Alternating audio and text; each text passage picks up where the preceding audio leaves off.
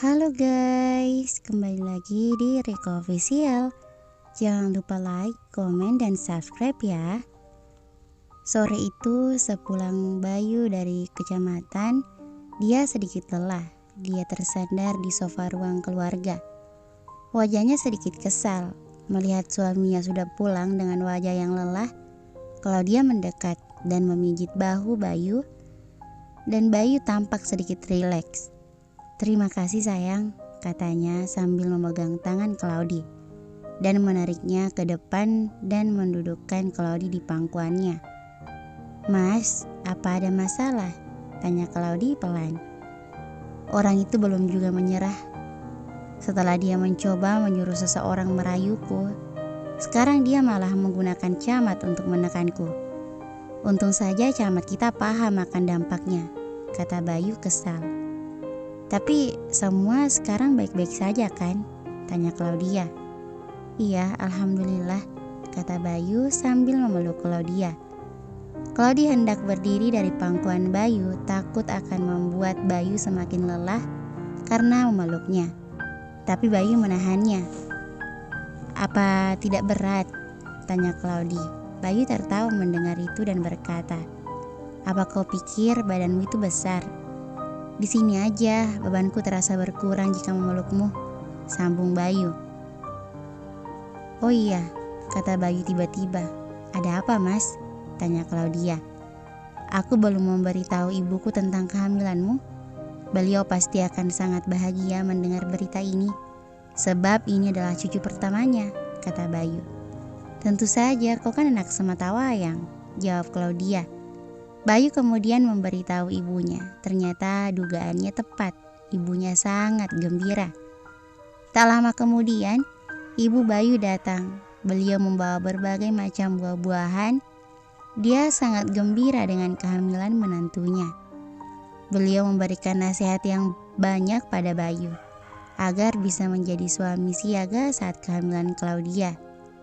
"Nanti kalau sudah lahir, jika kamu sibuk telepon saja ibu ya. Ibu bisa menjaga anakmu," kata ibu Bayu senang. "Terima kasih ibu," jawab Claudi. Setelah beberapa lama di tempat Bayu dan Claudia, ibu Bayu pamit pulang sambil memeluk Claudia. Beliau berpesan agar menjaga kesehatannya. Jangan banyak pikiran. Hari ini pagi-pagi sekali Tuti telah sampai di Pustu, sehingga Claudi kaget karena Tuti telah ada di sana saat dia sampai. "Tut, kamu tidak sekolah?" tanya Claudi. "Aku udah selesai UAS kak, rencana mau daftar kuliah," jawab Tuti.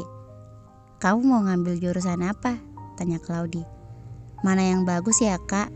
Aku bingung, aku pengen menjadi seorang bidan, tapi pengen jadi guru juga, soalnya belum ada guru yang berasal dari desa kita. Para guru hanya datang sesaat, lalu pergi lagi. Mereka pindah lagi ke tempat mereka. Sekarang kakak kan udah ada di sini, jadi desa ini udah punya seorang dokter yang akan tetap ada di sini. Lebih baik aku jadi guru aja ya kak ya." Claudi tertawa mendengarkan celoteh Tuti yang dilanda dilema. Tak lama kemudian Said pun nongol. "Bagaimana kau tahu aku di sini?" kata Tuti kesal.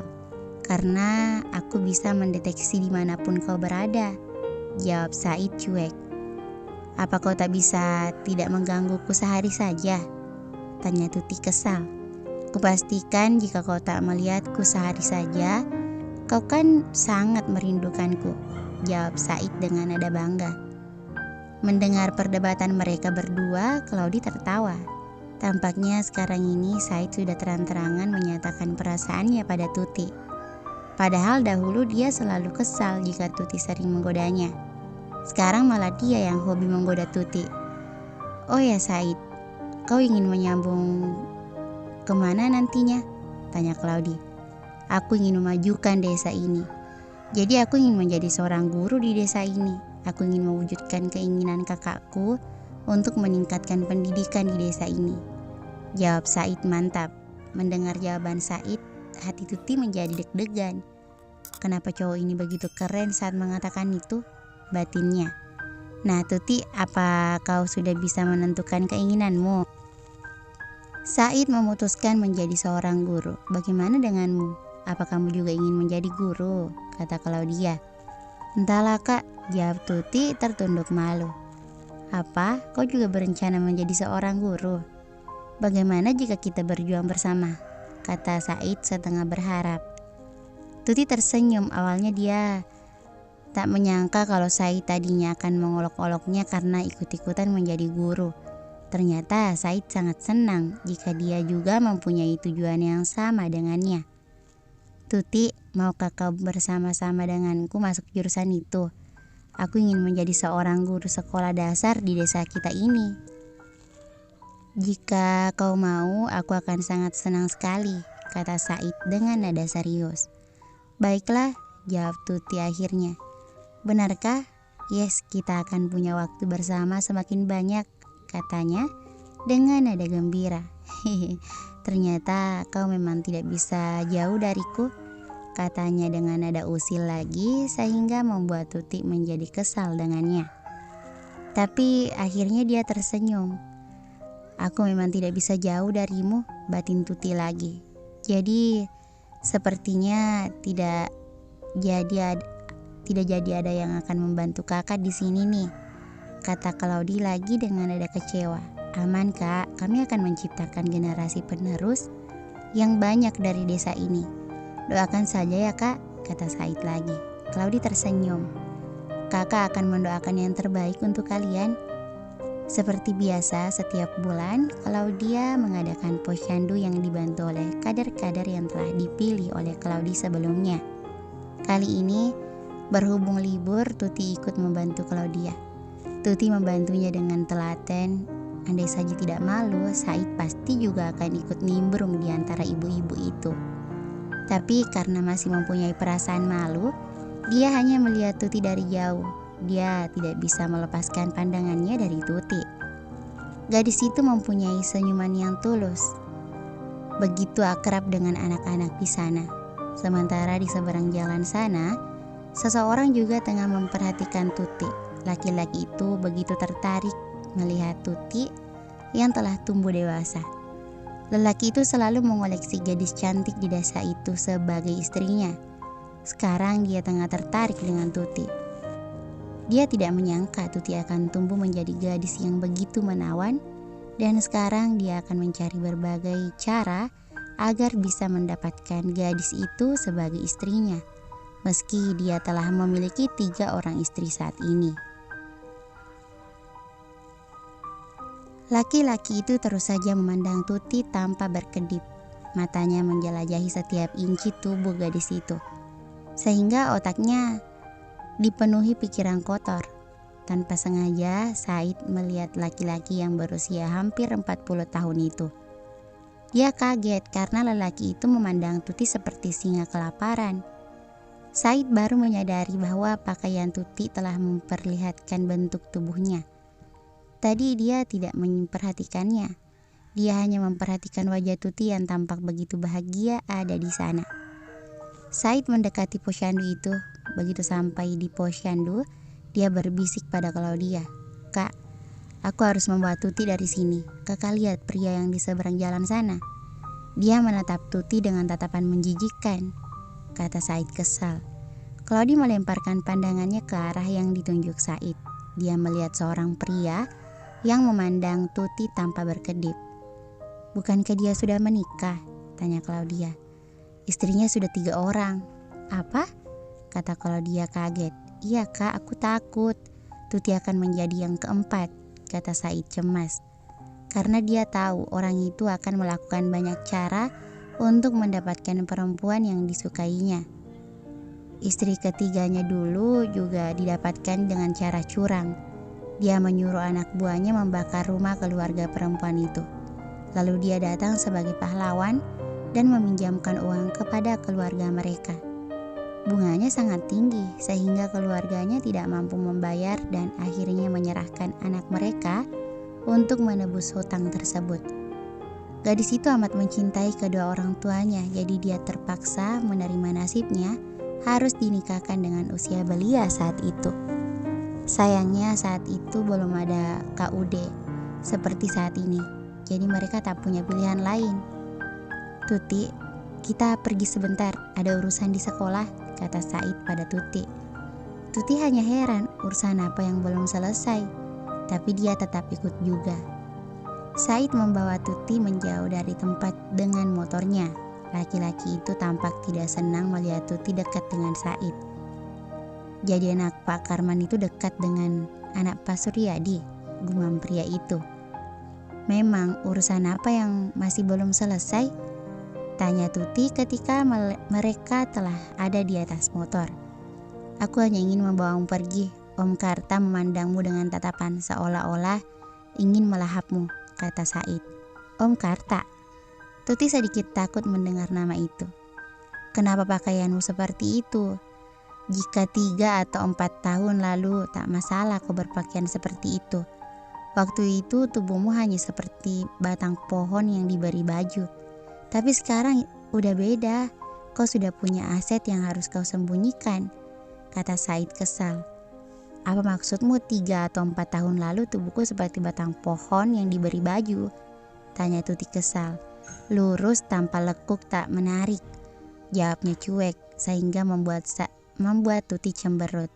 "Sekarang udah beda. Jika kau berpakaian seperti ini menjadi pandangan yang menarik bagi para pria, dan itu menjadi masalah untukmu," kata Said masih dengan nada kesal. Tadinya dia tidak memperhatikan pakaian Tuti yang agak ketat. Baju yang dipakainya pun tidak menutup pinggulnya. Sesampai di rumah kediaman Tuti, Said menyuruh Tuti mengganti pakaiannya. "Kau tak boleh lagi memakai pakaian ketat keluar rumah," kata Said kesal. "Baiklah," kata Tuti dengan nada sedih. "Aku mengatakan ini untuk kebaikanmu. Apa kau mau Om Karta itu mendapatkanmu dengan cara curang?" kata Said lagi. "Enggak," jawab Tuti. Wajahnya kelihatan cemas. "Kau harus berhati-hati mulai dari sekarang," kata Said lagi. Sepertinya Karta tidak senang karena Said dekat dengan Tuti. Dia hendak memisahkan mereka berdua. Dia tahu Pak Suryadi seorang juragan tanah yang kaya raya. Sementara Tuti hanya seorang anak penjaga villa dan peternak itik serta mempunyai tambak ikan. Mereka sungguh tak sebanding. Oleh karena itu dia hendak melaporkan kasus ini pada orang tua Said. Mereka pasti tidak setuju anaknya berhubungan dengan keluarga seperti itu, batin laki-laki ini. Laki-laki itu pergi ke rumah Pak Suryadi, ayah Said. Pak Suryadi sempat bingung ada urusan apa pria ini ke rumahnya. Setelah mendengarkan penjelasan laki-laki itu, barulah ayah Said paham maksud kedatangan orang ini. "Jadi begitulah Pak Suryadi, saya melihat anak Bapak berhubungan dengan anak penjaga villa itu. Pastinya Bapak tidak setuju kan? Secara Bapak adalah keluarga terpandang, sementara gadis itu hanya anak seorang pembantu," kata pria itu.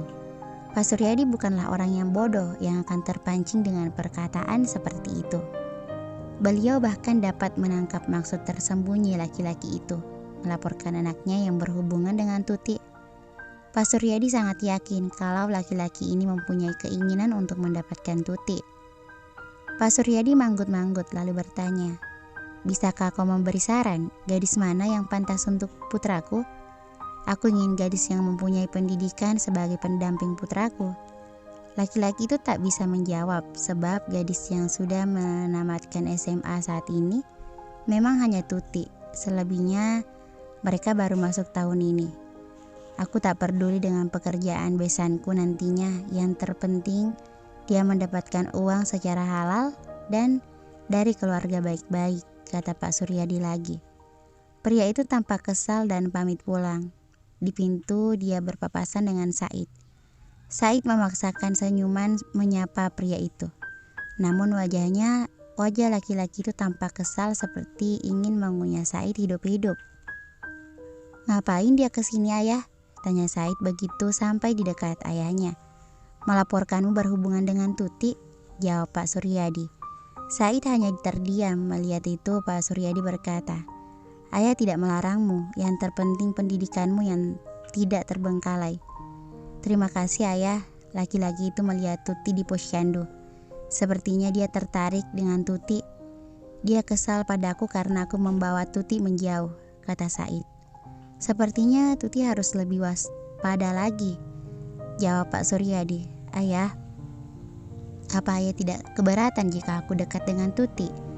Tanya Said lagi. Asal tidak mengganggu sekolahmu, asal jangan minta nikah sebelum tamat kuliah, kata ayahnya. Said tertawa. Terima kasih ayah, kami akan berencana masuk perguruan tinggi bersama-sama. Rencananya kami pengen jadi guru SD. Kami akan mendaftar di PGSD, jawab Said. Mudah-mudahan kalian berhasil, kata ayah Said sambil mengusap kepala anaknya. Karta yang tampak marah karena usaha pertamanya gagal mencari jalan lain. Akhirnya dia memutuskan untuk melakukan kecurangan seperti dahulu. Agar bisa mendapatkan gadis itu, dia memanggil anak buahnya dan memberikan instruksi kepada mereka. Mereka pun meninggalkan rumah Pak Karta setelah mendapatkan perintah itu. Dengan senyum licik penuh kemenangan, Pak Karta bergumam, Tuti, kau akan menjadi milikku. Bersambung, thank you for watching.